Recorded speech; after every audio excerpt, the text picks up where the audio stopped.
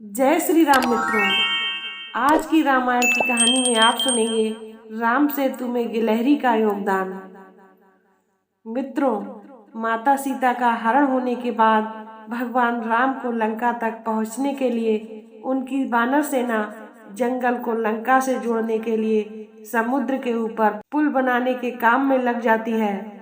पुल बनाने के लिए पत्थर पर भगवान श्री राम का नाम लिखकर पूरी सेना समुद्र में पत्थर डालती है। मित्रों, भगवान राम का नाम लिखे जाने की वजह से पत्थर समुद्र में डूबने के बजाय तैरने लगते हैं। यह सब देखकर सभी वानर काफी खुश हो जाते हैं और तेजी से पुल बनाने के लिए पत्थर समुद्र में डालने लगते हैं।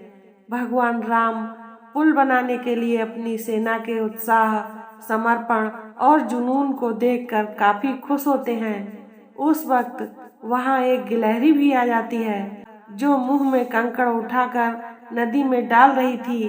उसे ऐसा बार बार करते हुए एक बानर देख रहा था। मित्रों, कुछ देर बाद बानर गिलहरी को देखकर मजाक बनाता है। बानर कहता है, हे गिलहरी, तुम इतनी छोटी सी हो, समुद्र से दूर रहो। कहीं ऐसा ना हो कि तुम इन्हीं पत्थरों के नीचे दब जाओ। यह सुनकर दूसरे बानर भी गिलहरी का मजाक बनाने लगते हैं। गिलहरी यह सब सुनकर बहुत दुखी हो जाती है। मित्रों, तभी भगवान राम भी दूर से यह सब होता देख रहे थे। गिलहरी की नजर जैसे ही भगवान राम पर पड़ी, वो रोते रोते भगवान राम के समीप पहुंच जाती है। प्यारे मित्रों, परेशान गिलहरी श्री राम से सभी बानरों की शिकायत करती है।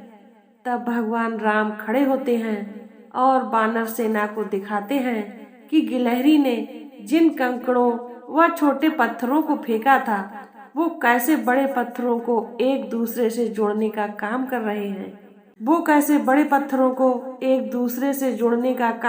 हैं। मित्रों, भगवान राम कहते हैं कि अगर गिलहरी इन कंकड़ों को नहीं डालती तो तुम्हारे द्वारा फेंके गए सारे पत्थर इधर उधर बिखर रहे होते। ये गिलहरी के द्वारा फेंके गए पत्थर ही हैं जो इन्हें आपस में जोड़े हुए हैं। पुल बनाने के लिए गिलहरी का योगदान भी बानर सेना के सदस्यों जैसा ही अमूल्य है।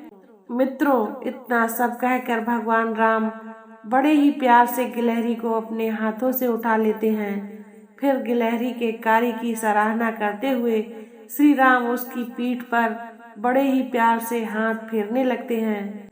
भगवान के हाथ फेरते ही गिलहरी के छोटे से शरीर पर उनकी उंगलियों के निशान बन जाते हैं।